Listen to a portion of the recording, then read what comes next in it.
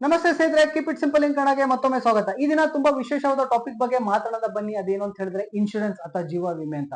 ಹೌದು ಸ್ನೇಹಿತರೆ, ಈ ದಿನ ಟಾಪಿಕ್ ಏನು ಚೂಸ್ ಮಾಡ್ತಾರೆ ಅಂದ್ರೆ ನಮ್ಮ ಭಾರತದಲ್ಲಿ ಸರಿಸುಮಾರು 70ರಷ್ಟು ಜನಸಂಖ್ಯೆಗೆ ಈ ದಿನ ಒಂದು ಇನ್ಶೂರೆನ್ಸ್ ಪಾಲಿಸಿ ಇಲ್ಲ. ಹಾಗೂ ಯಾರ ತರ ಇನ್ಶೂರೆನ್ಸ್ ಪಾಲಿಸಿ ಇದೆ ಅಂದ್ರೆ ಸರಿಸುಮಾರು 30ರಷ್ಟು ಭಾರತೀಯರ ಹತ್ರ ಏನಂತ ಇನ್ಶೂರೆನ್ಸ್ ಪಾಲಿಸಿ ಇದೆ ಅಲ್ಲ, ಆ 30ರಷ್ಟು ಜನರಲ್ಲಿ ಪ್ರಾಯಶಃ 90ರಷ್ಟು ಜನಕ್ಕೆ ಅವ್ರಿಗೆ ಯಾವ್ದು ಕರೆಕ್ಟ್ ಇನ್ಶೂರೆನ್ಸ್ ಪಾಲಿಸಿ ಅವ್ರಿಗೆ ಕರೆಕ್ಟ್ ಆಗಿ ಸೂಟ್ ಆಗಿತ್ತು ಅಂತ ಹೇಳಿದ್ರೆ ಪ್ರಾಯಶಃ ಆಗೋದೇ ಇಲ್ಲ. ಅಂದ್ರೆ ಏನು ಅಂತ ಹೇಳ್ಬೇಕಂದ್ರೆ ಈಗಲೂ ಕೂಡ ನಮ್ಮ ಭಾರತದಲ್ಲಿ 70ರಷ್ಟು ಜನಕ್ಕೆ ಇನ್ಶೂರೆನ್ಸ್ ಬಗ್ಗೆ ಅರಿವಿದೆ, ಆದ್ರೆ ತಗೊಂಡಿಲ್ಲ. ಯಾರು 30ರಷ್ಟು ಅರಿವಿದೆ ತಗೊಂಡಿದ್ರಲ್ಲ, ಅದ್ರಲ್ಲಿ ಅರ್ಧಕ್ಕರ್ಧಷ್ಟು ಜನ ಅವ್ರಿಗೆ ರೈಟ್ ಇನ್ಶೂರೆನ್ಸ್ ಅಥವಾ ಕರೆಕ್ಟ್ ಇನ್ಶೂರೆನ್ಸ್ ತಗೊಂಡೇ ಇಲ್ಲ. ಯಾಕಂತ ಹೇಳಿದ್ರೆ ಈ ಇನ್ಶೂರೆನ್ಸ್ ತುಂಬಾ ಸಿಂಪಲ್ ಆಗಿದ್ರು ಕೂಡ ತುಂಬಾ ಕಾರಣಗಳಿಂದ ಇದು ತುಂಬಾ ಕ್ಲಿಷ್ಟಕರವಾದ ಅಥವಾ ಕಾಂಪ್ಲೆಕ್ಸ್ ರೀತಿಯಲ್ಲಿ ಇದು ಎಲ್ಲರಿಗೂ ಕಬ್ಬಿಣದ ಕಡಲೆ ಅಂತ ಹೇಳಿದ್ರು ತಪ್ಪಾಗಲ್ಲ. ಈ ದಿನ ನಾವು ಇದನ್ನ ಬ್ರೇಕ್ ಡೌನ್ ಮಾಡಿ ಸಿಂಪ್ಲಿಫೈ ಮಾಡೋಣ ಬನ್ನಿ. ನಾನು ಎಷ್ಟು ಸಿಂಪ್ಲಿಫೈ ಮಾಡ್ತೀನಿ ಅಂತ ನಾನು ಪ್ರಯತ್ನ ಪಡ್ತೀನಿ. ಮೊದಲನೇದಾಗಿ ಸ್ನೇಹಿತರೆ, ಇನ್ಶೂರೆನ್ಸ್ ಅಂತ ನಾನು ಹೇಳ್ತಾರಂಗೆ ನಿಮ್ ಮನಸ್ಸಲ್ಲಿ ಬರೋ ಪ್ರಶ್ನೆ ಏನು ಅಂತ ಹೇಳಿದ್ರೆ, ಅಥವಾ ನಿಮ್ ಮನಸ್ಸಲ್ಲಿ ಬರೋ ಮೊದಲನೇ ಉತ್ತರ ಏನಂದ್ರೆ LIC ಬಗ್ಗೆ. ಹೌದು, ನಮ್ಮ ಭಾರತದಲ್ಲಿ ಹಾಗೂ LICಗೆ ಅವಿನಾಭಾವದ ಸಂಬಂಧ. ಯಾಕಂತ ಹೇಳಿದ್ರೆ ಇನ್ಶೂರೆನ್ಸ್ ನ ಮೊದಲು ಸ್ಥಾಪಿಸಿದ್ದು ಅಥವಾ ನಮ್ಮ ಸ್ವತಂತ್ರ ನಂತರ ಇನ್ಶೂರೆನ್ಸ್ ಪ್ರತಿಯೊಂದು ಹಳ್ಳಿಗೂ ಅಥವಾ ಪ್ರತಿಯೊಂದು ಪಟ್ಟಣಕ್ಕೂ ರೀಚ್ ಆಗ್ಬೇಕಂದ್ರೆ LIC ಅದರಲ್ಲಿ ಬಹಳ ದೊಡ್ಡ ಪಾತ್ರವಿದೆ. ಇದರ ನಂತರ ಸಾಮಾನ್ಯ ಜನಕ್ಕೆ LIC ಬಗ್ಗೆ ಹೇಳಿ ಅಂತ ಹೇಳಿದ್ರೆ ಅವ್ರು ಸಿಂಪಲ್ ಆಗಿ ಒಂದೇ ಮಾತು ಹೇಳ್ತಾರೆ, ಏನು ಅಂದ್ರೆ ವರ್ಷಕ್ಕೆ ಅಥವಾ ತಿಂಗಳಿಗೋ ನಾನು ಏನಿಲ್ಲ ಅಂದ್ರೂ ಒಂದು 5,000 ಅಥವಾ 10,000 ಕಟ್ತೀರಿ. ಇದೇ ತರ ಒಂದು 20 ವರ್ಷ ಕಟ್ಕೊಂಡು ಹೋದ್ಮೇಲೆ ನಂಗೆ ಸರಿಸುಮಾರು ಒಂದು 5-6 ಲಕ್ಷ ಬರುತ್ತೆ ಮೆಚುರಿಟಿ ಅಮೌಂಟ್. ಈ ಸೆಂಟ್ರಲ್ ನಂಗೆ ಅಪ್ಪಿ ನನ್ಗೆ ಏನಾಯ್ತು ಅಂತ ಹೇಳಿದ್ರೆ ನನ್ನ ಕುಟುಂಬಕ್ಕೆ ಒಂದು 4-5 ಲಕ್ಷ ಹೋಗುತ್ತೆ ಅಂತ. ಇದು ಸತ್ಯ ಅಲ್ಲ ಸ್ನೇಹಿತರೆ? ಹೌದು, ಇದೇ ತರ ನಡ್ಕೊಂಡ್ ಬರ್ತಾ ಇದೆ. ನೆನ್ಪಿರ್ಲಿ ಸ್ನೇಹಿತರೆ, 20 ವರ್ಷಕ್ಕೆ ಮುಂಚೆ 4-5 ಲಕ್ಷ ರೂಪಾಯಿ ದೊಡ್ಡ ಅಮೌಂಟ್. ಈ ದಿನ 4-5 ಲಕ್ಷ ರೂಪಾಯಿ ದೊಡ್ಡ ಅಮೌಂಟ್ ಅಂತ ಹೇಳಿದ್ರೆ ನಾನು ಉತ್ತರ ಹೇಳಕ್ ಬೇಕಾಗಿಲ್ಲ, ಎಲ್ಲರಿಗೂ ನಿಮ್ಗೆ ಗೊತ್ತು ಉತ್ತರ ಏನು ಅಂತ. ಯಾಕಂದ್ರೆ ಈ ವಿಡಿಯೋ ನೋಡ್ತಾ ಇರೋರು ಆಂಡ್ರಾಯ್ಡ್ ಫೋನ್ ಆಗಿದ್ರೆ ಯಾವುದೇ ಕಾರಣಕ್ಕೂ 20,000 ರೂಪಾಯಿ ಕಡಿಮೆ ಇರಲ್ಲ. ಹಾಗೂ ಒಂದು ಐಫೋನ್ ಅಲ್ಲಿ ಈ ವಿಡಿಯೋ ನೋಡ್ತಾ ಇದ್ರೆ ನಿಮ್ ಫೋನ್ 50,000 ಕಡಿಮೆ ಅಂತೂ ಇರಲ್ಲ. ಈ ದಿನ ಬೆಲೆ ಕೊಟ್ಟು ನಾವು ನಮ್ಮ ಕಂಫರ್ಟ್ಸ್ ಅಥವಾ ನಾವು ನೆಸೆಸಿಟೀಸ್ ನಾವು ಈಡೇರಿಸಬೇಕಾದ್ರೆ 4-5 ಲಕ್ಷ ಕವರೇಜ್ ನಿಜವಾಗ್ಲೂ ಸಾಲುತ್ತಾ? ಉತ್ತರ ನಿಮ್ಗೆ ಆಲ್ರೆಡಿ ಗೊತ್ತಾಗಿದೆ ಅನ್ಸುತ್ತಲ್ಲ. ಬನ್ನಿ ಸ್ನೇಹಿತರೆ, ಅದರಿಂದ ನಾವು ಇನ್ಶೂರೆನ್ಸ್ ಅಂದ್ರೆ ಏನು, ಬೇಸಿಕಲಿ ನಮ್ಗೆ ಎಷ್ಟು ಕವರೇಜ್ ಬೇಕಾಗುತ್ತೆ, ಹಾಗೂ ನಾವು ಚೂಸ್ ಮಾಡ್ಬೇಕಾದ್ರೆ ಯಾವ್ದು ಕರೆಕ್ಟ್ ಆಗಿ ಅಮೌಂಟ್ ಚೂಸ್ ಮಾಡ್ಬೇಕಾಗುತ್ತೆ ಅಂತ ಒಂದೊಂದಾಗಿ ನೋಡೋಣ. ಮೊದಲನೇದಾಗಿ ಸ್ನೇಹಿತರೆ, ಇನ್ಶೂರೆನ್ಸ್ ಬಗ್ಗೆ ಒಂದು ಸಣ್ಣ ಪೀಠಿಕೆ. ಇನ್ಶೂರೆನ್ಸ್ ಅಂದ್ರೆ ಏನು ಅಂತ ಹೇಳಿದ್ರೆ ನಿಮ್ಗೆ ಎಲ್ಲರಿಗೂ ಗೊತ್ತಿರೋ ಹಾಗೆ insurance is nothing but risk ನ ಡಿಲೆವರೇಜ್ ಮಾಡೋದು. ಅಂದ್ರೆ ಇನ್ನ ನಿಮ್ಗೆ ಸಿಂಪಲ್ ಆಡು ಭಾಷೆಯಲ್ಲಿ ಹೇಳ್ಬೇಕಂದ್ರೆ ಇನ್ಶೂರೆನ್ಸ್ ಹೇಗೆ ಎವಲ್ಯೂಷನ್ ಆಯ್ತು ಅಂತ ಹೇಳಿದ್ರೆ ಒಂದ್ ಸಣ್ಣದಾಗ ಒಂದು ಎಕ್ಸಾಂಪಲ್ ಕೊಡ್ತೀನಿ. ಒಂದು ಊರಲ್ಲಿ ಒಂದು 100 ಮನೆ ಇದೆ. ಆ 100 ಮನೆಯಲ್ಲಿ ಪ್ರತಿ ವರ್ಷ ಒಂದಲ್ಲ ಒಂದು ಮನೆ ಒಂದು ಬೆಂಕಿಗೆ ಆಹುತಿಯಾಗೋ ಅಥವಾ ಪ್ರವಾಹಕ್ಕೆ ಆಹುತಿಯಾಗೋ ಒಂದು ಮನೆ ನಾಶ ಆಗುತ್ತೆ. ಇದು 100ರಲ್ಲಿ ಒಂದು ಮನೆ ಅಂತ ಆಗೋದಂತೂ ಗ್ಯಾರಂಟಿ. ಇವಾಗ ಏನಾಗಿದೆ ಅಂದ್ರೆ ಒಂದು ಮನೆ ಕಟ್ಟಬೇಕಂದ್ರೆ ಸರಿಸುಮಾರು 1 ಲಕ್ಷ ರೂಪಾಯಿ ಬೇಕು. ಓಕೆ, ಈ 1 ಲಕ್ಷ ರೂಪಾಯಿ ಬೇಕು ಅಂದಾಗ ಯಾರೊಬ್ರು ಮನೆ ಕಳ್ಕೊಂಡಾಗ ಆ ವ್ಯಕ್ತಿಗೆ 1 ಲಕ್ಷ ಲಾಸ್ ಆಯ್ತು ಅಂದ್ರೆ ಆ ವ್ಯಕ್ತಿ ಹತ್ರ 1 ಲಕ್ಷ ಇರಲ್ಲ.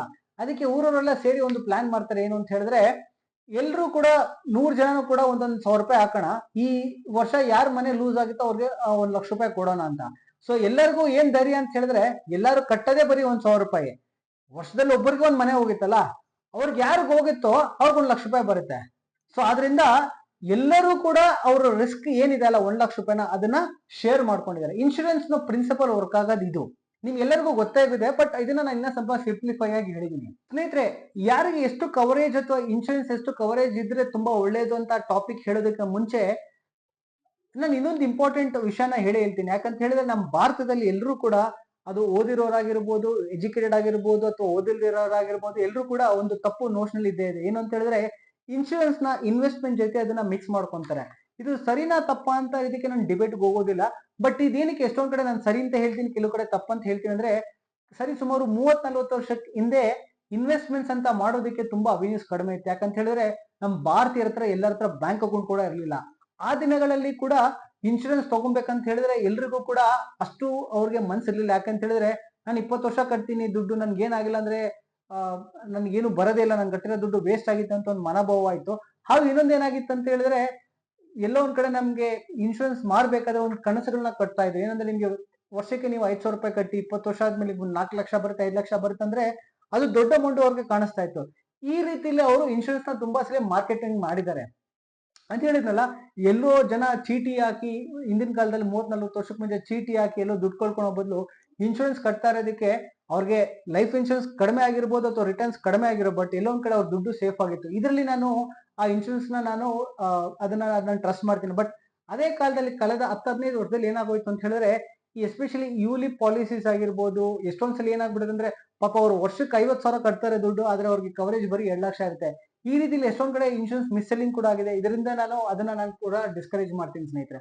ನಿಮ್ಗೆ ಸಿಂಪಲ್ ಆಗಿ ಹೇಳ್ಬೇಕಂದ್ರೆ ಹೇಗೆ ಅಂದ್ರೆ, ನಮ್ಮ ಜನಕ್ಕೆ ಸೈಕಾಲಜಿಕಲ್ ಮಾನಸಿಕತೆ ಹೇಗಿದೆ ಅಂತ ಹೇಳಿದ್ರೆ, ಬ್ಯಾಂಗ್ಳೂರಲ್ಲಿ ಒಂದು 7 ಸ್ಟಾರ್ ಒಂದು ಮಾಲ್ ಬರುತ್ತೆ. ಆ ಮಾಲ್ಗೆ ಬಂದ್ಬಿಟ್ಟು ನೀವು ಎಂಟ್ರಿ ಫೀಸ್ ಕೊಡ್ಬೇಕಂದ್ರೆ ನಿಮ್ಗೆ 500 ರೂಪಾಯಿ ಅಂತ ಹೇಳ್ತಾರೆ. ಯಾರು ಆ ಮಾಲ್ಗೆ ಹೋಗೋದೇ ಇಲ್ಲ. ಅದೇ ಬಂದ್ರೆ ಆ ಮಾಲ್ ಬಂದ್ಬಿಟ್ಟು ನೀವು ಎಂಟ್ರಿ ಫೀಸ್ ನೀವು 3,000 ರೂಪಾಯಿ ಕೊಡ್ಬೇಕು ಒಬ್ಬೊಂದು ಫ್ಯಾಮಿಲಿಗೆ. ಆದ್ರೆ ಆ 3,000 ರೂಪಾಯಿ ನೀವು ತಗೊಂತಾ ಇರಂಗೆ ಆ 3,000 ನಿಮ್ ಮಾಲ್ ಅಲ್ಲಿ ಆ 3,000 ರೂಪಾಯಿ ಏನ್ ಬೇಕನ್ನ ಖರ್ಚು ಮಾಡ್ಬೋದು ಅಂದ್ರೆ ಖಂಡಿತ ಖುಷಿಯಾಗಿ ಹೋಗ್ಬಿಟ್ಟು ಖರ್ಚು ಮಾಡ್ತಾರೆ. ನೆನ್ಪಿರ್ಲಿ ಸ್ನೇಹಿತರೆ, ಆ 3,000 ರೂಪಾಯಿ ತಗೊಂಡು ಖರ್ಚು ಮಾಡಿದ್ರು ಕೂಡ ಅದ್ರಲ್ಲಿ ಅದೇನಿಲ್ಲ ಅಂದ್ರೆ 500 ರೂಪಾಯಿ ಅಷ್ಟು ಎಂಟ್ರಿ ಫೀಸ್ ಆಲ್ರೆಡಿ ಅವ್ರಿಗೆ ಲಾಭಾಂಶ ಮುಖಾಂತರ ಅವ್ರಿಗೆ ಮಾಲ್ ಓನರ್ಗೆ ಬಂದೇ ಬಂದಿರುತ್ತೆ. ಇದ್ರಲ್ಲಿ ಏನಾಗಿದೆ ಅಂದ್ರೆ, ನೀವು 500 ರೂಪಾಯಿ ಕೊಡ್ಬೇಕಂದ್ರೆ ನಿಮ್ಗೆ ಎಲ್ಲೋ ಒಂದ್ ಕಡೆ ಮನ್ಸು ಸಂಕಟ ಆಗುತ್ತೆ. ನೀವು 3,000 ರೂಪಾಯಿ ಕೊಡಿ, 4,000 ರೂಪಾಯಿ ಕೊಡಿ, ಅಷ್ಟು ನೀವು ಶಾಪಿಂಗ್ ಮಾಡ್ಕೊಂಡ್ ಬನ್ನಿ ಅಂದ್ರೆ ಜನಕ್ಕೆ ಒಂದು ಎಕ್ಸ್ಪೀರಿಯನ್ಸ್ ಪರವಾಗಿಲ್ಲ ಅಲ್ಲ, ನಾನು ಕೊಡೋ ದುಡ್ಡನ್ನ ನಂಗೆ ವಾಪಸ್ ಬರ್ತಾ ಇದೆ, ಅದ್ರ ಬಗ್ಗೆ ನಾನು ಶಾಪಿಂಗ್ ಮಾಡ್ತಾ ಇದ್ದೀನಿ ಅಂತ ಖುಷಿಯಾಗಿ ಮಾಡ್ಕೊಂಡ್ ಬರ್ತಾರೆ. ಬಟ್ ಇದು ಹಳೆ ಅಲ್ಲ, ಮಗಳ ಗಂಡ ಎರಡು ಒಂದೇ ಅಲ್ವಾ? ಆ ರೀತಿಯಲ್ಲಿ ಸ್ನೇಹಿತರೆ, ಸೊ ಇಲ್ಲಿ ತನಕ ನಡ್ಕೊಂಡ್ ಬಂದಿರೋದು ವಿಧಿವಿಧಾನ. ನಾನೀಗ ಹೇಳೋದು ಏನು ಅಂತ ಹೇಳಿದ್ರೆ, ಇನ್ವೆಸ್ಟ್ಮೆಂಟ್ಸ್ ಬಗ್ಗೆ ನಾನು ಹೇಳೋದೇ ಇಲ್ಲ. ನಾನು ಹೇಳೋದು ಏನಂದ್ರೆ ಪ್ಯೂರ್ ಟರ್ಮ್ ಇನ್ಶೂರೆನ್ಸ್. ಅಂದ್ರೆ ನನ್ನ ಜೀವಕ್ಕೆ ನಾನು ರಿಸ್ಕ್ ಇದ್ರೆ ಅದಕ್ಕೆ ನಾನು ಎಷ್ಟು ಪ್ರೀಮಿಯಂ ಕಟ್ತೀನಿ ಆಗೋದ್ರಿಂದ ಏನೇನ್ ಬೆನಿಫಿಟ್ ಬರುತ್ತೆ ಅಂದ್ರೆ, ಮತ್ತೊಂದು ಮಾತಲ್ಲಿ ಹೇಳ್ಬೇಕಂದ್ರೆ ಬರೀ ಟರ್ಮ್ ಇನ್ಶೂರೆನ್ಸ್ ಬಗ್ಗೆ ಮಾತಾಡ್ತಾ ಇದ್ದೀನಿ ಸ್ನೇಹಿತರೆ. ಈ ಟರ್ಮ್ ಇನ್ಶೂರೆನ್ಸ್ ಅಂತ ಹೇಳಿದ್ರೆ ಚೀಪೆಸ್ಟ್ ಇನ್ಶೂರೆನ್ಸ್. ಯಾಕಂದ್ರೆ ನೀವು ಕಟ್ಟಿರೋ ದುಡ್ಡು ನಿಮ್ಗೆ ವಾಪಸ್ ಬರೋದಿಲ್ಲ. ಆದ್ರೆ ನೀವೇನ್ ದುಡ್ಡು ಕಟ್ಟಿರ್ತೀರಲ್ಲ, ನಿಮ್ ಇನ್ಶೂರೆನ್ಸ್ ಕಾಂಟ್ರಾಕ್ಟ್ 1 ವರ್ಷ ಅಥವಾ 1 ವರ್ಷ ಇರುತ್ತೆ, ಅಥವಾ ನೀವು ಪ್ರೀಮಿಯಂ ಕಟ್ಟೋದು 1 ವರ್ಷಕ್ಕೆ ಇರ್ಬೋದು, ಅಥವಾ ತಿಂಗಳು ಇರ್ಬೋದು, ಅಥವಾ ನೀವು ಎಂಟೈರ್ ಪ್ರೀಮಿಯಂ ಟರ್ಮ್ ಅಲ್ಲಿ ನಿಮ್ಗೆ ಪಾಲಿಸಿ ಕವರ್ ಆಗಿರುತ್ತಲ್ಲ, ಅಲ್ಲಿ ತನಕ ನಿಮ್ಮ ಜೀವಕ್ಕೆ ರಿಸ್ಕ್ ಅವರು ಕವರ್ ಮಾಡೇ ಮಾಡ್ತಾರೆ ಸ್ನೇಹಿತರೆ. ಈ ಮಾತು ಹೇಳ್ಬೇಕಾದ್ರೆ ನಾನು ಆಗ್ಲೇ ಹೇಳ್ದಂಗೆ ನಿಮ್ಗೆ ಎಷ್ಟು ರೈಟ್ ಇನ್ಶೂರೆನ್ಸ್ ಅಂತ ನಾನು ಹೇಳಕ್ ಬಂದ್ರೆ, ಕೆಲವ್ರು ಹೇಳ್ತಾರೆ 1 ಕೋಟಿ. ಯಾಕಂದ್ರೆ 1 ಕೋಟಿ ಇನ್ಶೂರೆನ್ಸ್ ಇತ್ತೀಚೆಗೆ ಕಳೆದ 4-5 ವರ್ಷದಲ್ಲಿ ತುಂಬಾ ಫೇಮಸ್ ಆಗಿ ಹೋಗಿದೆ. ಯಾಕಂದ್ರೆ ಎಲ್ಲಾ ತರ ಕಂಪನೀಸ್ ಕೂಡ ಈ 1 crore ಇನ್ಶೂರೆನ್ಸ್ ಟರ್ಮ್ ಇನ್ಶೂರೆನ್ಸ್ ತುಂಬಾ ಪುಷ್ ಮಾಡಿದ್ದಾರೆ. ಇದು ಬಿಟ್ರೆ ಕೆಲವ್ರು ಹೇಳ್ತಾರೆ 50 lakhs ಅಂತಾರೆ, ಕೆಲವ್ರು ಹೇಳ್ತಾರೆ 20 lakhs ಅಂತಾರೆ. ಇನ್ನ ಕೆಲವ್ರು ತುಂಬಾ ಜನ ಹೇಳ್ತಾರೆ ನನ್ನ ಕಂಪನಿ ಇಲ್ಲ, ನಾನು ಇನ್ಶೂರೆನ್ಸ್ ಆಲ್ರೆಡಿ ಕೊಟ್ಟಿದೆ, ಅದು ಬಿಟ್ಟು ನನ್ಗೆ ಏನಕ್ಕೆ ಇನ್ಶೂರೆನ್ಸ್ ಬೇಕಂತಾರೆ. ಈ ರೀತಿ ಇರ್ಬೇಕಾದ್ರೆ ನೀವು 50 ಲಕ್ಷಕ್ಕೆ ಕವರೇಜ್ ತಗೊಳ್ಳಿ, 1 ಕೋಟಿ ಕವರೇಜ್ ತಗೊಳ್ಳಿ. ಇನ್ನ ಕೆಲವು ಕಡೆ ನಮ್ಮ ಆಂಗ್ಲ ಮಾಧ್ಯಮದಲ್ಲಿ ಸೂಪರ್ ಸ್ಟ್ರೈಟ್ ಆಗಿ ಫೈನಾನ್ಷಿಯಲ್ ಎಕ್ಸ್ಪರ್ಟ್ಸ್ ಹೇಳ್ತಾರೆ ಏನಂತ ಹೇಳಿದ್ರೆ, ನಿಮ್ಮ ಮಂತ್ಲಿ ಇನ್ಕಮ್ಗೆ 100 ಪಟ್ಟು. ಅಂದ್ರೆ ನಿಮ್ಮ ಮಂತ್ಲಿ ಇನ್ಕಮ್ 1 ಲಕ್ಷ ಇತ್ತು ಅಂದ್ರೆ 100 ಪಟ್ಟು ಅಂದ್ರೆ 1 ಕೋಟಿ ರೂಪಾಯಿ ತಗೊಳ್ಳಿ. ನಿಮ್ ಮಂತ್ಲಿ ಇನ್ಕಮ್ 50,000 ಇದ್ರೆ ನೀವು ಅದಕ್ಕೆ 100 ಪಟ್ಟು ಅಂದ್ರೆ 50 ಲಕ್ಷ ರೂಪಾಯಿ ಕವರೇಜ್ ತಗೊಳ್ಳಿ ಅಂತ. ನಾನು ಇದನ್ನ ಎಲ್ಲಾನು ಸಾರಾಸಗಟಾಗಿ ನಿರಾಕರಿಸ್ತೀನಿ ಸ್ನೇಹಿತರೆ. ಯಾಕಂತ ಹೇಳಿದ್ರೆ, ಯಾರಿಗೋ ಒಬ್ಬರಿಗೆ ಅವ್ರ ಬ್ಯಾಕ್ ಗ್ರೌಂಡ್ ಗೊತ್ತಿಲ್ದೇರೇನ ಅಥವಾ ಅವ್ರ ಸ್ಟೇಟಸ್ ಗೊತ್ತಿಲ್ದೇರೇನ ಅವ್ರು ಇಷ್ಟೇ ಇನ್ಶೂರೆನ್ಸ್ ತಗೊಬೇಕು, ಅಷ್ಟೇ ಇನ್ಶೂರೆನ್ಸ್ ತಗೊಬೇಕಂತ ಹೇಳೋದು ತುಂಬಾ ತಪ್ಪಾಗುತ್ತೆ. ನಾನು ಈ ದಿನ ನೀವು ಇಷ್ಟು ಇನ್ಶೂರೆನ್ಸ್ ತಗೊಳ್ಳಿ ಅಂತ ನಾನು ಹೇಳೋದಿಲ್ಲ. ಬಟ್ ಇನ್ಶೂರೆನ್ಸ್ ತಗೊಳಕ್ ಮುಂಚೆ ಈ ಪ್ಯಾರಾಮೀಟರ್ಸ್ ನ ದಯವಿಟ್ಟು ಒಂದ್ಸಲ ಯೋಚನೆ ಮಾಡಿ ಸ್ನೇಹಿತರೆ. ನಿಮ್ಗೆ ಎಷ್ಟು ಇನ್ಶೂರೆನ್ಸ್ ಬೇಕಾಗುತ್ತೆ ಅಂತ ಬಗ್ಗೆ ಕ್ಯಾಲ್ಕುಲೇಟ್ ಮಾಡೋಕ್ ಮುಂಚೆ ನಾನೊಂದು ನಿಮ್ಮಲ್ಲಿ ರಿಕ್ವೆಸ್ಟ್ ಮಾಡೋದು ಏನು ಅಂದ್ರೆ, 2 ಪಟ್ಟಿ ಮಾಡ್ಕೊಳ್ಳಿ. ಒಂದು ಬಂದು ನಿಮ್ಮ ಅಸೆಟ್ಸ್ ಮತ್ತೆ ಲಯಬಿಲಿಟೀಸ್ ಏನೇನ್ ಬರುತ್ತೆ ಅಂದ್ರೆ, ನಿಮ್ಮ ಹೋಮ್ ಲೋನ್ ಮೊದಲನೇದು. ಸಾಕಷ್ಟು ಬ್ಯಾಂಕ್ಗಳು ನಿಮಗೆ ಹೋಮ್ ಲೋನ್ ಕೊಡೋಕ್ ಮುಂಚೆ ಆಲ್ರೆಡಿ ನಿಮ್ಗೊಂದು ಹೋಮ್ ಲೋನ್ ಇಂದು ಲೈಫ್ ಇನ್ಶೂರೆನ್ಸ್ ನ ತಗೊಂಡೇ ಇರ್ತಾರೆ ಅಥವಾ ಟರ್ಮ್ ಇನ್ಶೂರೆನ್ಸ್ ನ ತಗೊಂಡೇ ಇರ್ತಾರೆ 90% ಕೇಸಸ್ ಅಲ್ಲಿ. ಆದ್ರೂ ಕೂಡ ನೀವು ದಯವಿಟ್ಟು ಇನ್ನೊಂದ್ಸಲಿ ಚೆಕ್ ಮಾಡ್ಕೊಳ್ಳಿ, ನಿಮ್ಮ ಹೋಮ್ ಲೋನ್ ಅಲ್ಲಿ ಆಲ್ರೆಡಿ ಅದಕ್ಕೆ ಇನ್ಶೂರೆನ್ಸ್ ಕವರ್ ಆಗಿದೆಯಾ ಅಂತ. ಆಗಿಲ್ಲ ಅಂದ್ರೆ ಮೊದಲನೇದು ಅದು ನೀವು ತಗೊಳ್ಳೇಬೇಕು. ಸೆಕೆಂಡ್ ಏನಂದ್ರೆ, ನಿಮ್ ಕಾರ್ ಲೋನ್ ಆಗಿರ್ಬೋದು, ನಿಮ್ ಪರ್ಸನಲ್ ಲೋನ್ ಆಗಿರ್ಬೋದು, ಅಥವಾ ನಿಮ್ಮ ಅದರ್ ಲಯಬಿಲಿಟೀಸ್ ಆಗಿರ್ಬೋದು, ಇದನ್ನೆಲ್ಲ ಒಂದ್ ಕಡೆ ಪಟ್ಟಿ ಮಾಡ್ಕೊಳ್ಳಿ. ಸೆಕೆಂಡ್ ಬಂದ್ಬಿಟ್ಟು ನಿಮ್ಮ ಅಸೆಟ್ಸ್ ಏನು ಅಂತ ಹೇಳಿದ್ರೆ, ಸರಿಸುಮಾರು ನಿಮ್ಮ ಮನೆ ಸ್ವಂತ ಅದ, ಅಥವಾ ನಿಮ್ಮ ಮನೆ ಬಿಟ್ಟು ಎಲ್ಲೋ ಒಂದ್ ಕಡೆ ಸೈಟ್ಸ್ ಇದೆಯಾ, ಅಥವಾ ಎಲ್ಲೋ ಒಂದ್ ಕಡೆ ನಿಮ್ ಊರಲ್ಲಿ ಜಮೀನ್ ಇದೆಯಾ, ಅಥವಾ ನಿಮ್ ಬ್ಯಾಂಕ್ ಅಲ್ಲಿ FD ಇದೆಯಾ, ಇದನ್ನೆಲ್ಲ ಮಾಡ್ಕೊಳ್ಳಿ. ಇದನ್ನೆಲ್ಲ ಮಾಡ್ಕೊಂಡ್ಮೇಲೆ ಮೊದಲನೇದು ಏನ್ ಮಾಡ್ಬೇಕಂತ ಹೇಳಿದ್ರೆ, ನಿಮ್ಮ ಲಯಬಿಲಿಟೀಸ್ ಏನಿದೆ ಅಲ್ಲ, ನಿಮ್ಗೆ ಸಾಲಗಳು ಏನಿದೆ ಅಲ್ಲ, ಕಾರ್ ಲೋನ್ ಆಗಿರ್ಬೋದು, ಬೈಕ್ ಲೋನ್ ಆಗಿರ್ಬೋದು, ಪರ್ಸನಲ್ ಲೋನ್ ಆಗಿರ್ಬೋದು, ಇದು ಎಲ್ಲದಕ್ಕೂ ಕೂಡ ಯಾವ್ದೋ ಒಂದು ಎಕ್ಸ್ ಅಮೌಂಟ್ ಬರುತ್ತೆ ಅನ್ಕೊಳ್ಳಿ, ಒಂದು 20 ಲಕ್ಷ ಬರುತ್ತೆ ಅಂತ. ಮೊದಲನೇದಾಗಿ ಈ 20 ಲಕ್ಷ ನಾಳೆ ದಿನ ನೀವು ಇಲ್ಲ ಅಂತ ಹೇಳಿದ್ರೆ 20 ಲಕ್ಷ ತೀರ್ಸೋ ಸಾಮರ್ಥ್ಯ ಮನೆಯವ್ರಿಗಿದ್ಯಾ ಇದ್ರೆ ತೊಂದ್ರೆ ಇಲ್ಲ. ಆಲ್ರೆಡಿ ನಿಮ್ ಇನ್ವೆಸ್ಟ್ಮೆಂಟ್ಸ್ ಒಂದು 20 ಲಕ್ಷ ಇರುತ್ತೆ, ನಿಮ್ಮ ಹತ್ರ ಬ್ಯಾಂಕ್ FD ಒಂದು 10 ಲಕ್ಷ ಇರುತ್ತೆ, ಯಾರೋ ಒಂದು 10 ಲಕ್ಷ ಇರುತ್ತೆ ಅಂತ ಹೇಳಿದ್ರೆ ಇದ್ರ ಬಗ್ಗೆ ಯೋಚನೆ ಮಾಡಂಗಿಲ್ಲ. ನಿಮ್ಮ ಅಸೆಟ್ಸ್ ಇಂದ ತೆಗ್ದು ಲಯಬಿಲಿಟೀಸ್ ಹಾಕಿದ್ರೆ ನಿಮ್ಮ ಸಾಲಗಳು ತೀರುತ್ತೆ. ಓಕೆ, ಇಲ್ಲ ನನ್ನ ಹತ್ರ ಅಸೆಟ್ಸ್ ಏನಿಲ್ಲ, ಬರೀ 20 ಲಕ್ಷ ಸಾಲ ಇದೆ ಅಂತ ಹೇಳಿದ್ರೆ, ಅಂದ್ರೆ ಆಲ್ರೆಡಿ ನೀವು -20 ಲಕ್ಷ ಇದೀರಾ. ಆಗ ನೀವು ಇನ್ಶೂರೆನ್ಸ್ ಎಷ್ಟು ಬೇಕಾಗಿತ್ತು ಅಂತ ಹೇಳಿದ್ರೆ ಮುಂದೆ ನೋಡೋಣ ಬನ್ನಿ. ಎರಡನೇ ನಾನು ಬಾಲ್ ಪಾಕ್ ಫಿಗರ್ ಏನ್ ಹೇಳ್ತೀನಿ ಅಂದ್ರೆ, ನೀವು ಎಷ್ಟೇ ಸಂಪಾದಿಸ್ತಾ ಇರ್ಬೋದು, ನಿಮ್ಮ ಸಂಪಾದನೆಯಲ್ಲಿ ಮನೆಗೆ ನೀವು ಎಷ್ಟು ಕೊಡ್ತಿರತ್ತೋ ಅಥವಾ ನಿಮ್ಮ ಮನೆ ನಡೆಯೋದಕ್ಕೆ ಎಷ್ಟು ಅಮೌಂಟ್ ಅಥವಾ ಎಷ್ಟು ದುಡ್ಡು ಬೇಕಾಗಿತ್ತಂತ ಒಂದು ಸಣ್ಣದಾಗ ಒಂದು ಅಮೌಂಟ್ ತಗೊಳೋಣ, 50,000 ರೂಪಾಯಿ ಅಂತ. ಅಂದ್ರೆ ನಿಮ್ಮ ಮನೆ ನಡೆಯೋದಕ್ಕೆ ನಿಮ್ಮ ಮೇಲೆ ಡಿಪೆಂಡ್ ಆಗಿರೋದಕ್ಕೆ 50,000 ರೂಪಾಯಿ ನಿಮ್ಮ ಮನೆ ನಡೆಯೋಕೆ ಬೇಕಾದ್ರೆ ಸರಿ ಸುಮಾರು ಏನಿಲ್ಲ 50 ಲಕ್ಷ ರೂಪಾಯಿ ಅದಕ್ಕೆ ಕವರೇಜ್ ಬೇಕೇ ಬೇಕಾಗಿತ್ತು, ಅಥವಾ 50 ಲಕ್ಷ ರೂಪಾಯಿ ಲಂಸಮ್ ದುಡ್ಡು ಬೇಕಾಗಿತ್ತು. ನಾನು ಏನ್ ಕ್ಯಾಲ್ಕುಲೇಷನ್ ಹೇಳ್ತಾ ಇದೀನಿ ಅಂದ್ರೆ, ಈ 50 ಲಕ್ಷ ರೂಪಾಯಿನ ನಿಮ್ಗೆ ಒಂದ್ಸಲಿ ದುಡ್ಡು ಬರ್ತಾ ಇರಂಗೆ ನಿಮ್ಮ ಮನೆಯವರು ಸ್ಟಾಕ್ ಮಾರ್ಕೆಟ್ ಅಲ್ಲ, ಮ್ಯೂಚುವಲ್ ಫಂಡ್ ಅಲ್ಲ, ಗೌರ್ಮೆಂಟ್ ಬ್ಯಾಂಕ್, ನಾನು ಹೇಳ್ತಾ ಇದ್ದೀನಿ ಗೌರ್ಮೆಂಟ್ ಬ್ಯಾಂಕ್ ಅಲ್ಲಿ FD ಇಟ್ರು ಕೂಡ ತಿಂಗಳಿಗೆ ಏನಿಲ್ಲ ಅಂದ್ರೆ 40ರಿಂದ 45 ಸಾವಿರ ರೂಪಾಯಿ ಬರುತ್ತೆ. ಈ ದುಡ್ಡು ಬಂದ್ರೆ ಅಟ್ಲೀಸ್ಟ್ ಮನೆ ನಡೀಲಿಕ್ಕೆ ಏನ್ ತೊಂದರೆ ಇಲ್ಲ. ಸೊ ಒಂದ್ ಕಡೆ ಅಮೌಂಟ್ ಬಂದು 50 ಲಕ್ಷ ಬೇಕೇ ಬೇಕು ಮನೆ ನಡೆಯೋದಿಕ್ಕೆ. ಹಾಗೂ ಇನ್ನು ಅಡಿಷನಲ್ 20 ಲಕ್ಷ ನಿಮ್ಮ ಅಪ್ಪಿ ತಪ್ಪಿ ಸಾಲ ಇದ್ರೆ ಅದಕ್ಕೆ 20 ಲಕ್ಷ, ಅಂದ್ರೆ ನಿಮ್ ಕವರೇಜ್ 70 ಲಕ್ಷ ಆಯ್ತು. ಇದು ಬಿಟ್ಟು ಇದ್ರೆ ನಿಮ್ಮ ಹತ್ರ ಮಕ್ಕಳು ತುಂಬಾ ಚಿಕ್ಕವರಿದ್ದಾರೆ, ಅವ್ರ ದೊಡ್ಡವರಾದ್ಮೇಲೆ ಅವ್ರ ಹೈಯರ್ ಎಜುಕೇಶನ್ಗೆ ಎಷ್ಟು ಬೇಕಾಗುತ್ತೆ, ಈ ದಿನ ಒಂದು 10-15 ಲಕ್ಷ ರೂಪಾಯಿ ಬೇಕಾಗಿತ್ತು, ಅಥವಾ ಒಂದು 20 ಲಕ್ಷ ರೂಪಾಯಿ ಈ ದಿನ ಬೇಕಾಗಿತ್ತು, ನಾಳೆ ದಿನ ಅವ್ರು ಡಾಕ್ಟರ್ ಓದ್ತಾರೋ, ಫಾರಿನ್ ಹೋಗಿ ಓದ್ತಾರೋ, ಬೇರೆ ಓದ್ತಾರೋ ಅಂತ ಹೇಳಿದ್ರೆ ಅವ್ರೊಂದು 20 ವರ್ಷ ಆದ್ಮೇಲೆ ಎಷ್ಟು ಬೇಕಾಗುತ್ತೆ, ಅದು ಸರಿ ಸುಮಾರು ಒಂದ್ 50 ಲಕ್ಷ ರೂಪಾಯಿ ಬೇಕಾಗಿತ್ತಲ್ಲ. ಈ ದಿನ ಅವ್ರಿಗೆ ಎಷ್ಟು ಬೇಕಾಗಿತ್ತು, 20 ಲಕ್ಷ ಅಲ್ವಾ, ಆ 20 ಲಕ್ಷನೇ ಕ್ಯಾಲ್ಕುಲೇಟ್ ಮಾಡ್ಕೊಳ್ಳಿ. ಅಂದ್ರೆ ಮನೆ ನಡೆಯೋದಕ್ಕೆ 50 ಲಕ್ಷ, ನಿಮ್ಮ ಸಾಲಗಳು ಅಥವಾ ನಿಮ್ಮ ಲೈಬಿಲಿಟೀಸ್ ಇನ್ನೊಂದು 20 ಲಕ್ಷ, ನಿಮ್ಮ ಮಕ್ಕಳಿನ ಮುಂದೆ ವಿದ್ಯಾಭ್ಯಾಸಕ್ಕೆ ಒಂದು 20 ಲಕ್ಷ. ಸೊ ಎಷ್ಟಾಯ್ತು, 90 ಲಕ್ಷ ಅಲ್ವಾ. ಸೊ ಈ 90 ಲಕ್ಷ ನೀವು ಇನ್ಶೂರೆನ್ಸ್ ನನ್ನ ಮಟ್ಟಿಗೆ ಕೇಳಿದ್ರೆ ಸರಿ ಹೋಗುತ್ತೆ. ತುಂಬಾ ಲಕ್ಸುರಿ ಲೀಫ್ ಅಲ್ಲ, ನೀವು ಇಲ್ಲ ಅಂದ್ರೂ ಫ್ಯಾಮಿಲಿ ಅವ್ರ ಟ್ರಬಲ್ ಅಲ್ಲಿ ಇರಲ್ಲ. 50 ಲಕ್ಷ ರೂಪಾಯಿ ಮನೆ ನಡೆಯೋದಕ್ಕಾಗುತ್ತೆ, 20 ಲಕ್ಷ ರೂಪಾಯಿ ಸಾಲ ತೆರುತ್ತೆ, ಇನ್ನು 20 ಲಕ್ಷ ರೂಪಾಯಿ ಬ್ಯಾಂಕ್ ರೆಕರಿಂಗ್ ಡೆಪಾಸಿಟ್ ಅಲ್ಲಿ, ಅಥವಾ ರೆಕರಿಂಗ್ ಡೆಪಾಸಿಟ್ ಅಥವಾ ಕ್ಯುಮ್ಯುಲೇಟಿವ್ ಡೆಪಾಸಿಟ್ ಅನ್ಕೊಂಡ್ರು ಕೂಡ ಇದು ಗ್ರೋ ಆಗಿ ಆಗಿ ಆಗಿ ನಾಳೆ ದಿನ ಮಕ್ಕಳಿಗೆ ಏನ್ ವಿದ್ಯಾಭ್ಯಾಸ ಬೇಕಾಗಿರುತ್ತೆ ಅದ್ರಲ್ಲಾಗುತ್ತೆ. ಇದು ಒಂದು ಜನರಲ್ ಆಗಿ ನಾನು ಹೇಳ್ತಾ ಇರೋದು ವಿಧ. ಇದೇ ಕರೆಕ್ಟ್, ಇದೇ ಫೈನಲ್ ಅಂತ ನಾನು ಹೇಳೋದಿಲ್ಲ, ಅಟ್ಲೀಸ್ಟ್ ನಿಮ್ಗೆ ಒಂದು ರಫ್ ಒಂದು ಎಸ್ಟಿಮೇಟ್ ಕೊಟ್ಟಿದ್ದೀನಿ. ಈ ಎರಡನೇ ಟೈಪ್ ಜನ ಬರ್ತಾರೆ, ಏನು ಅಂತ ಹೇಳಿದ್ರೆ, ನಾನು ಆಲ್ರೆಡಿ ನನ್ಗೆ ಆಫೀಸಲ್ಲಿ ಇನ್ಶೂರೆನ್ಸ್ ಕೊಟ್ಬಿಟ್ಟಿದ್ದಾರೆ 50 ಲಕ್ಷ ರೂಪಾಯಿ, ನಾನು ಏನಕ್ಕೆ ಆಚೆ ಕಡೆ ಇನ್ಶೂರೆನ್ಸ್ ತಗೊಬೇಕು. ಇದು ತುಂಬಾ ಸತ್ಯವಾದ ಮಾತು. ನಾಳೆ ದಿನ 6 ತಿಂಗಳಾದ್ಮೇಲೆ ಆಫೀಸಿಂದ ನಿಮ್ಗೆ ಮನೆಗೆ ಕಳ್ಸಿದ್ರು, ಇನ್ಶೂರೆನ್ಸ್ ಕವರೇಜ್ ಇರಲ್ಲ, ಅವಾಗ ಏನ್ ಮಾಡ್ತೀರಾ. ಇನ್ನ ಮೂರನೇ ಸಿನಾರಿಯಲ್ಲಿ ಬರ್ತೀನಿ. ಆ ಮೂರನೇ ಸಿನಾರಿಯಲ್ಲಿ ಏನು ಅಂದ್ರೆ, ನಾನು ಆಲ್ರೆಡಿ ನಮ್ಮ ಅಪ್ಪ ಅಮ್ಮನ ಜೊತೆ ಇದ್ದೀನಿ, ಮದುವೆ ಆಗಿ 2 ಮಕ್ಕಳಿದ್ದಾರೆ, ನನಗೆ ನಮ್ದು ಸ್ವಂತ ಮನೆಯಲ್ಲಿ ನಂದು ಸ್ವಂತ ಮನೆ ಬಿಟ್ಟು ಒಂದು ಬಿಲ್ಡಿಂಗ್ ಇದೆ, ಬಿಲ್ಡಿಂಗ್ ಬಾಡಿಗೆ 50 ಸಾವಿರ ರೂಪಾಯಿ ಬರುತ್ತೆ, ಯಾವ್ದೇ ರೀತಿ ಸಾಲ ಇಲ್ಲ, ನನಗೆ ಇನ್ಶೂರೆನ್ಸ್ ಬೇಕಾ ಅನ್ನೋದು ಪ್ರಶ್ನೆ ಬರುತ್ತೆ.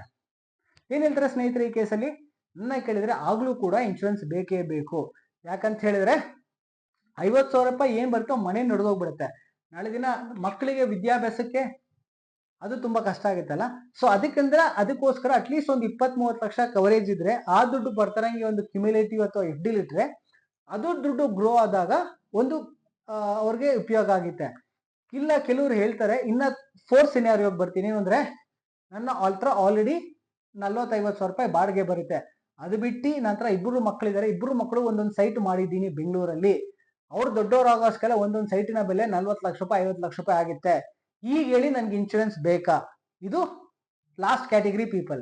ಏನ್ ಹೇಳ್ತಾರೆ ಸ್ನೇಹಿತರೆ, ಟೆಕ್ನಿಕಲಿ ಟೆಕ್ನಿಕಲಿ ಅಥವಾ ಲಾಜಿಕಲಿ ಯೋಚನೆ ಮಾಡಾಗಿದ್ರೆ ಇವ್ರಿಗೆ ಇನ್ಶೂರೆನ್ಸ್ ಬೇಕಾಗಿಲ್ಲ. ಯಾಕಂದ್ರೆ ಇವ್ರು ಡಿಪೆಂಡೆನ್ಸ್ ಯಾರು ಇಲ್ಲ, ಡಿಪೆಂಡೆನ್ಸ್ ಇದಾರೆ ಬಟ್ ಇವ್ರು ಇವ್ರ ಇನ್ಕಮ್ ಮೇಲೆ ಡಿಪೆಂಡ್ ಆಗಿಲ್ಲ.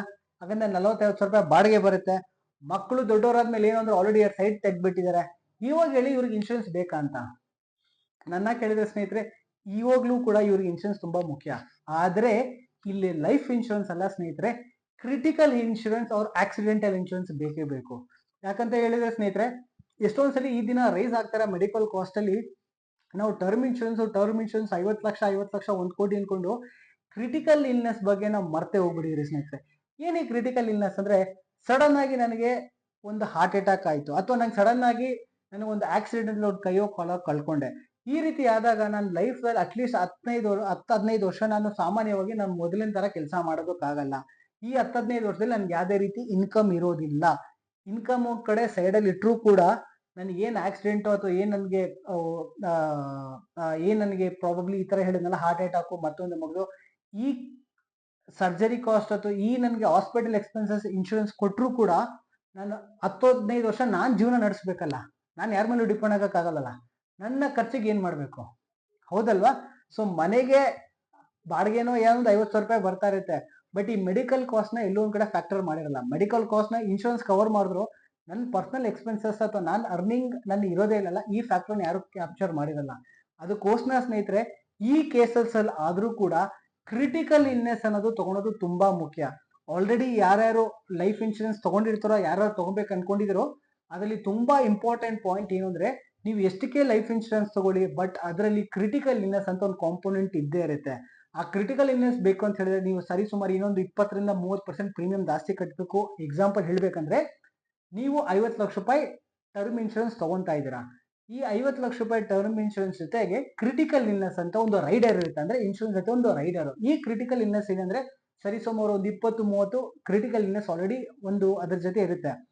ಆ ಕ್ರಿಟಿಕಲ್ ಇಲ್ನೆಸ್ ಯಾವುದೇ ರೀತಿಯಲ್ಲಿ ಬಂದರೂ ಕೂಡ ನೀವು ಕ್ರಿಟಿಕಲ್ ಇಲ್ನೆಸ್ಗೆ ಎಷ್ಟು ಕವರೇಜ್ ತಗೊಂಡಿರ್ತಾರೆ ಅಂದ್ರೆ ನೀವು 50 ಲಕ್ಷ ಇನ್ಶೂರೆನ್ಸ್ ಟರ್ಮ್ ಇನ್ಶೂರೆನ್ಸ್, ಅದರಲ್ಲಿ ಒಂದು 25 ಲಕ್ಷ ಕ್ರಿಟಿಕಲ್ ಇಲ್ನೆಸ್. ಈ 25 ಲಕ್ಷ ನಿಮ್ಗೆ ಇಮಿಡಿಯೇಟ್ ಆಗಿ ಕೊಟ್ಬಿಡ್ತಾರೆ. ಈ 25 ಲಕ್ಷ ಏನಿಂದ ನಿಮ್ಗೆ ಉಪಯೋಗ ಆಗಿತ್ತು ಅಂದ್ರೆ ನೀವು ಯಾವುದೇ ದೇಶದಲ್ಲಿ ಬೆಸ್ಟ್ ಆಫ್ ಬೆಸ್ಟ್ ಟ್ರೀಟ್ಮೆಂಟ್ ತಗೊಬಹುದು. ಅನ್ಕೊಳ್ಳಿ ಸ್ನೇಹಿತರೆ, ನಿಮ್ಗೆ ಕಿಡ್ನಿ ಫೇಲ್ ಆಗೋಯ್ತು, ಲಿವರ್ ಫೇಲ್ಯೂರ್ ಆಗೋಯ್ತು, ನಿಮ್ಗೆ ಹಾಸ್ಪಿಟ್ಲ್ಗೆ ಹೋಗಿ ಡಿಸ್ಚಾರ್ಜ್ ಆದ್ರೆ 2-3 ಲಕ್ಷ ನಿಮ್ಮ ಹತ್ರ ಒಂದು ಇನ್ಶೂರೆನ್ಸ್, ಹೆಲ್ತ್ ಇನ್ಶೂರೆನ್ಸ್ ಇರುತ್ತೆ, ಅದ್ರಲ್ಲಿ ನಡೆದೋಗ್ಬಿಡುತ್ತೆ. ನೀವು ಒಂದು kidney transplant, liver transplant 25 lakh 30 lakh ಹೇಳ್ತಾ ಇರಕ್ಕಾಗುತ್ತೆ. ಅದನ್ನೇ ನಿಮ್ಗೆ ಹೆಲ್ತ್ ಇಸ್ ವೆಲ್ತ್ ಅನ್ನೋದು 100% ಒಪ್ಕೊಂತೀನಿ. ಆದ್ರೆ ಹೆಲ್ತ್ ಇಸ್ ವೆಲ್ತ್ ಮುಖ್ಯವಾಗಿ ನಿಮ್ಮ ಹತ್ರ ಆಕ್ಚುಯಲ್ ವೆಲ್ತ್ ಇದ್ರೆ ನಿಮ್ ಹೆಲ್ತ್ ಬೆಸ್ಟ್ ಟ್ರೀಟ್ಮೆಂಟ್ ಕೂಡ ನಿಮ್ಗೆ ಸಿಗುತ್ತೆ. ಸೊ ಆ ರೀತಿ ನಾನು ಹೇಳ್ಬೇಕಂದ್ರೆ ನಿಮ್ ಎಲ್ಲಾ ರೀತಿನ ಮರ್ತೋಗಿರೋದು ಏನು ಅಂದ್ರೆ ಟರ್ಮ್ ಇನ್ಶೂರೆನ್ಸ್ ಅಂತ ಅದ್ರ ಬಗ್ಗೆ ಹೋಗಿ ಅದ್ರ ಬಗ್ಗೆ ತುಂಬಾ ಒಳ್ಳೇದು. ಆದ್ರೆ ಕ್ರಿಟಿಕಲ್ ಇಲ್ನೆಸ್ ಬಗ್ಗೆ ಯಾರಷ್ಟು ತಲೆ ಕೆಡಿಸ್ಕೊಂತಲ್ಲ. ನಾನು ಹೇಳೋದು ಏನು ಅಂದ್ರೆ ನೀವು ಯಾವುದೇ ಟರ್ಮ್ ಇನ್ಶೂರೆನ್ಸ್ ಜೊತೆ ಕ್ರಿಟಿಕಲ್ ಇಲ್ನೆಸ್ ಅದ್ರ ಜೊತೆ ಒಂದು ರೈಡರ್ ಆಗಿ ಆಡ್ ಮಾಡಿ, ಅದು ತುಂಬಾ ಮುಖ್ಯ. ಆದಷ್ಟು ಅದು ಇನ್ಶೂರೆನ್ಸ್ ಕಂಪ್ನೀಸ್ ಪುಷ್ ಮಾಡೋಲ್ಲ, ಯಾಕಂದ್ರೆ ಅದ್ರಲ್ಲಿ ಅವ್ರಿಗೆ ಲಾಭ ಕಡಿಮೆ. ಬಟ್ ಆದಷ್ಟು ನೀವು ಕ್ರಿಟಿಕಲ್ ಇಲ್ನೆಸ್ ನ ಹೈಯೆಸ್ಟ್ ಕವರ್ ತಗೊಳ್ಳಿ. ನಿಮ್ಗೆ ಎಷ್ಟು ಮ್ಯಾಕ್ಸಿಮಮ್ ಆಗಿತ್ತು ಅಷ್ಟು ಮ್ಯಾಕ್ಸಿಮಮ್ ಕವರ್ ತಗೊಳ್ಳಿ. ಅದಾದ್ಮೇಲೆ ಇದು ನೆಕ್ಸ್ಟ್ ಏನು ಅಂತ ಹೇಳಿದ್ರೆ ವೇವರ್ ಆಫ್ ಪ್ರೀಮಿಯಂ ಅಂತ ಇರುತ್ತೆ. ವೇವರ್ ಆಫ್ ಪ್ರೀಮಿಯಂ ಏನಂತ ಹೇಳಿದ್ರೆ ಇದೊಂದು ಅಡಿಷನಲ್ ರೈಡರ್. ಇದಕ್ಕೆ ಸ್ವಲ್ಪ ದುಡ್ಡು ಕಡಿಮೆನೆ ಬಿಡಿ. ಇದೇನು ಅಂದ್ರೆ ಅಚಾನಕ್ ಆಗಿ ನನ್ಗೊಂದು ಆಕ್ಸಿಡೆಂಟ್ ಆಗೋಯ್ತು, ಹಾಗೂ ನಂದೊಂದು ಕೈ ಕಳ್ಕೊಂಡೆ ಅಥವಾ ಒಂದು ಕಾಲ್ ಕಳ್ಕೊಂಡೆ. ನಾನು ಸಾಮಾನ್ಯವಾಗಿ ನಾನು ಕೆಲಸ ಮಾಡೋದಕ್ಕಾಗಲ್ಲ, ಬಟ್ ನನ್ನ ಜೀವನ ಪೂರ್ತಿ ಆರಾಮಾಗಿರ್ತೀನಿ, 70 ವರ್ಷ 25 ವರ್ಷ ಆರಾಮಾಗಿರ್ತೀನಿ, ಬಟ್ ನಾನು ಕೆಲಸ ಮಾಡೋದಕ್ಕಾಗಲ್ಲ. ಆಗೇನಾಗಿತ್ತು ಅಂದ್ರೆ ನನ್ನ ಮುಂದಿನ 25 ವರ್ಷ 30 ವರ್ಷ ಏನ್ ಇನ್ಶೂರೆನ್ಸ್ ಕಟ್ಟಬೇಕಲ್ಲ ಆ ಪ್ರೀಮಿಯಮ್ಸ್ ಎಲ್ಲ ವೇವ್ ಆಫ್ ಆಗುತ್ತೆ. ಇದನ್ನ ವೇವರ್ ಆಫ್ ಪ್ರೀಮಿಯಂ ಅಂತಾರೆ. ನೆನಪಿರ್ಲಿ ಸ್ನೇಹಿತರೆ, ಟರ್ಮ್ ಇನ್ಶೂರೆನ್ಸ್ ಜೊತೆ ಕ್ರಿಟಿಕಲ್ ಇಲ್ನೆಸ್ ಒನ್ ರೈಡರು ಹಾಗೂ waiver of premium one rider, ಈ ಎರಡು ರೈಡರ್ನ ನೀವು ತಗೊಳ್ಳಿ. ಇದು ಬಿಟ್ಟು ಬೇರೆ ಬೇರೆ ರೈಡರ್ಸ್ ಕೂಡ ಇರುತ್ತೆ, ಅದ್ರ ಬಗ್ಗೆ ನೀವು ಕೂಲಂಕುಷವಾಗಿ ನೋಡಿ ಇದ್ರ ಬಗ್ಗೆ ತಗೊಳ್ಳಿ ಸ್ನೇಹಿತರೆ. ಸೊ ಈ ಮಾತುಗಳನ್ನ ಹೇಳಿದಕ್ಕೆ ಅಟ್ಲೀಸ್ಟ್ ಸ್ವಲ್ಪ ಕ್ಲಾರಿಟಿ ಬಂದಿದೆ ಅಂತ ಅನ್ಸುತ್ತೆ. ನಿಮ್ಗೆ ಯಾವ್ದೇ ತರ ಡೌಟ್ ಅಥವಾ ಯಾವ್ದೇ ತರ ಇದ್ರ ಬಗ್ಗೆ ತಿಳ್ಕೊಬೇಕಂದ್ರೆ ದಯವಿಟ್ಟು ಕಮೆಂಟ್ಸ್ ಅಲ್ಲಿ ಹಾಕಿ. ಮುಂದಿನ ವಿಡಿಯೋಲಿ ಈ ಕ್ರಿಟಿಕಲ್ ಇಲ್ನೆಸ್ ಹಾಗೂ ಈ ಆಕ್ಸಿಡೆಂಟಲ್ ಇನ್ಶೂರೆನ್ಸ್ ಎಸ್ಪೆಷಲಿ ತುಂಬಾ ಸಲ ಏನಾಗ್ಬಿಡುತ್ತೆ ಅಂದ್ರೆ ಎಷ್ಟೋ ಜನ ಈ ವಿಡಿಯೋ ನೋಡ್ತಾ ಇರೋರು ತುಂಬಾ ಸಲ ಅನ್ಕೊಂತಾರೆ ನನಗೆ ಲೈಫ್ ಇನ್ಶೂರೆನ್ಸ್ 50 ಲಕ್ಷಕ್ಕೆ ತಗೊಂಡು ಕ್ರಿಟಿಕಲ್ ಇಲ್ನೆಸ್ ತಗೋಬೇಕಂದ್ರೆ ಏನೇನೊಂದು ಪ್ರೀಮಿಯಂ ಒಂದು 30-40 ಸಾವಿರ ರೂಪಾಯಿ ಆಗ್ಬಿಡುತ್ತೆ ವರ್ಷಕ್ಕೆ. ಇದು ಸ್ವಲ್ಪ ದುಬಾರಿ ಅನ್ಸುತ್ತೆ. ಏನ್ ಮಾಡ್ಬೋದು ಅಂತ ಹೇಳಿದ್ರೆ ಪ್ರಾಯಶಃ ಸ್ನೇಹಿತರೆ ನಿಮ್ಗೆ ಬರೀ ಕ್ರಿಟಿಕಲ್ ಇಲ್ನೆಸ್ ತಗೊಳೋ ಆಪ್ಷನ್ಸು ಇದೆ, ಹಾಗೂ ನಿಮ್ಗೆ ಬರೀ ಆಕ್ಸಿಡೆಂಟಲ್ ಇನ್ಶೂರೆನ್ಸ್ ತಗೊಳೋ ಆಪ್ಷನ್ ಇದೆ. ಈ ಬರೀ ಕ್ರಿಟಿಕಲ್ ಮತ್ತೆ ಆಕ್ಸಿಡೆಂಟಲ್ ಇನ್ಶೂರೆನ್ಸ್ ಏನು ಅನ್ನೋದ ಮುಂದಿನ ಭಾಗದಲ್ಲಿ ನಾನು ವಿಡಿಯೋ ಮಾಡಿ ತಿಳಿಸ್ತೀನಿ.